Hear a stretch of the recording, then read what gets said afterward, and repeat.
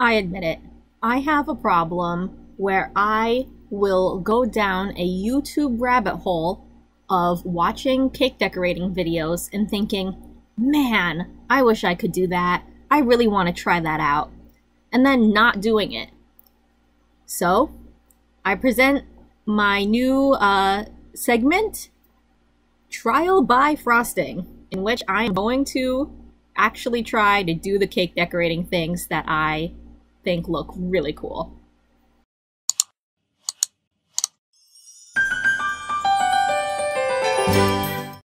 So, for my brother's birthday this year, he said that he wanted his cake to be flowers.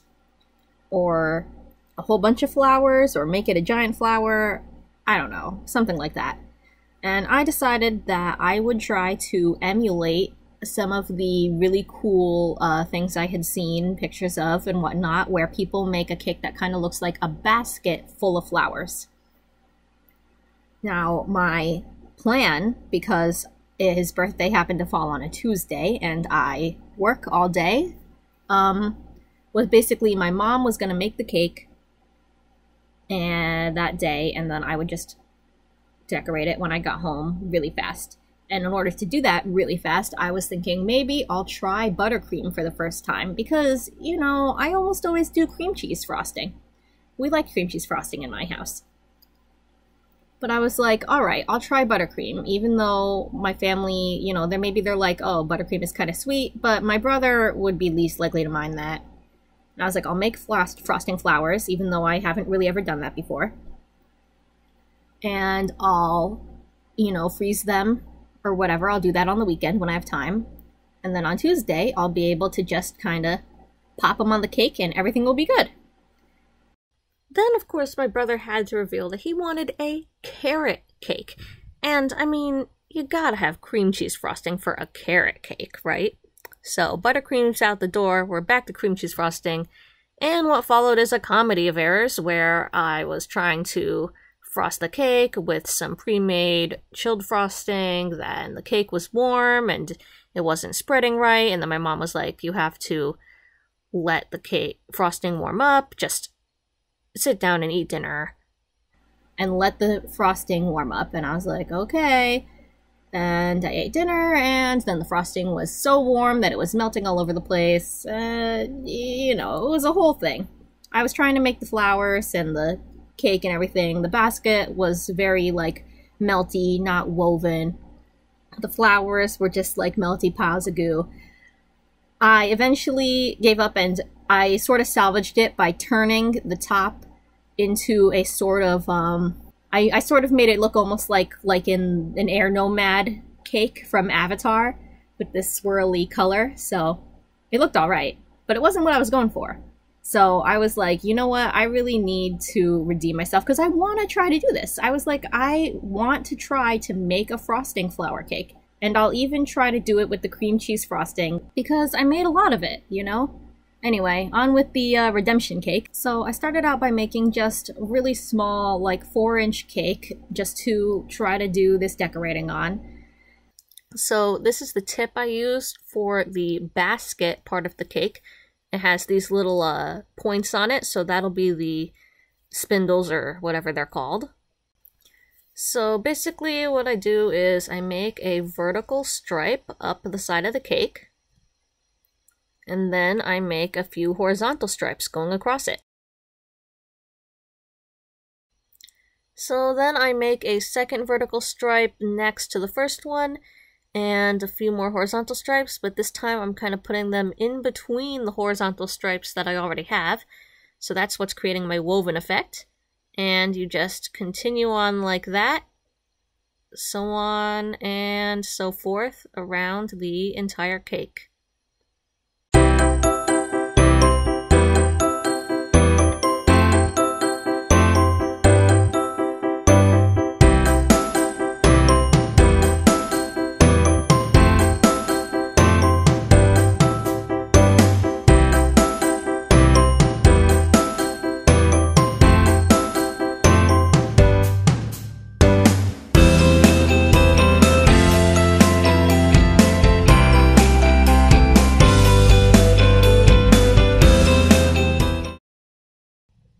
So this is the tip that I'm going to use to make my flower petals. It's going to be the thick end on the bottom and the thin end on the top, so that when you make a flower petal, it sort of gets really thin at the end and curls over. So that's how I'm going to do that. So I squeeze a little frosting onto here, and I sort of start at one end, drag over a little bit, and then I turn it and I go a little over and make another petal overlapping that.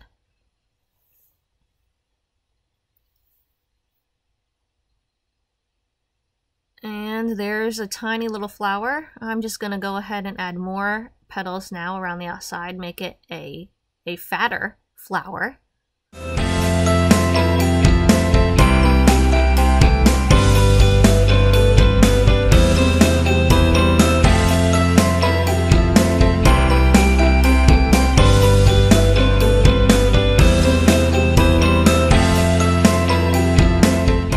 There we go. I think it looks pretty nice.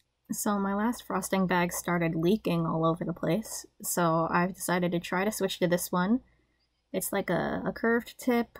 It doesn't really have as much of a thick and thin thing, so I'm not sure how well it'll work. And all the frosting is really melty, so that bodes well.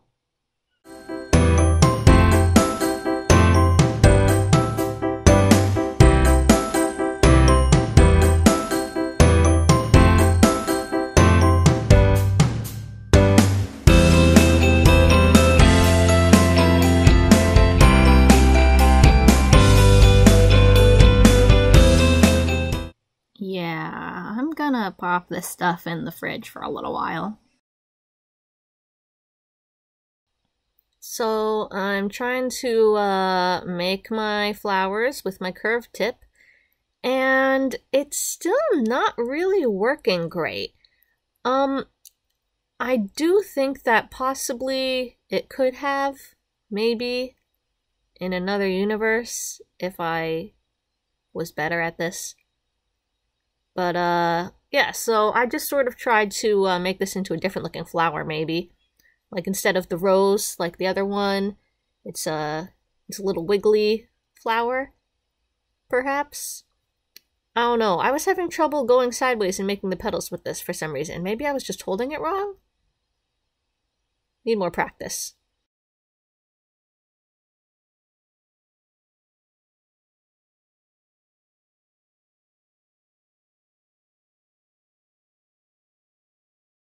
But yeah, so this is what I got. It actually doesn't look that bad, but all the same, I think I'm gonna change back to my other tip. I mean, so I say. In reality, the reason that I wasn't using this one was because this other tip I didn't realize I could put on another bag. I hadn't figured out how yet, and the other bag I thought it went with was leaking all over the place. But after playing around with them, I realized that I actually could put them onto this one. I could mix and match it with one of the other sets of tips I had, and it would still fit. So I went ahead and stuck that on a non-leaking bag in order to do the rest of my flowers. So I did try to make this flower a little more wiggly to sort of make it look like it went with the one that I tried to make with the curved tip. Make that one look a little more deliberate. And then I kept making some flowers.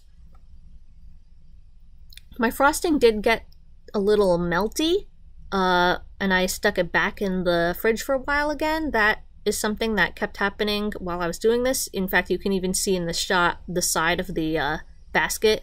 At the end, it got really melty and not basket looking. I was like, oh god, that looks terrible. At one point, I changed my frosting to a slightly lighter pink. It's because I ran out, but when I put in new frosting, I went and made it a lighter pink, and I think having the different colored flower really helped the overall end effect of this cake. Something I realized while I was doing it is that frosting the flowers on top of each other is really difficult because you get in the way. The other ones you've already frosted get in the way of your hand and stuff. So I think that's probably like why people make the flowers separately on little pieces of parchment paper and then put them onto the cake later. More you know. Alright, for my finishing touch, I'm going to make some leaves. Now, I don't really know how, but I looked at all the little tips I had, and I found this one that looks like a little plus sign with a tiny little plus up and down and a really long plus left and right line. So my hypothesis is that the little lines will work as like the vein that goes in the middle of a leaf. So I'm just gonna squeeze kind of hard at first and then sort of trail off to make the leaf get smaller as I go down to the edge, and that actually came out pretty good. So I'm gonna just keep on doing that, make some more leaves.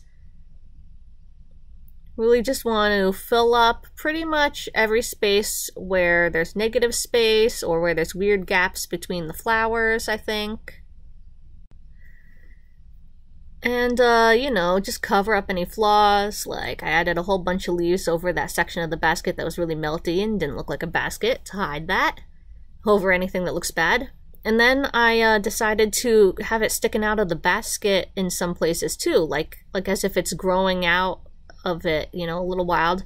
I think it helped because the basket looked really plain otherwise, so this really made it look a little more wildlifey. And here is my finished flower basket cake. It's not great, but it's pretty good for a first attempt, I think. Well, second, technically, I suppose. I think I've learned a lot, like, you know, do flowers separate, things like that. Don't let all your frosting melt on you. I'm definitely excited to try this again in the future. Hopefully I will improve with practice. But yeah, there you go. One flower basket cake. This really was a lot of fun to make. I'm looking forward to trying out all sorts of cake decorating techniques. If you guys have any suggestions for stuff you want to see me attempt to do, leave them in the comments, and I will absolutely try them out. Alright, till next time, guys. Bye!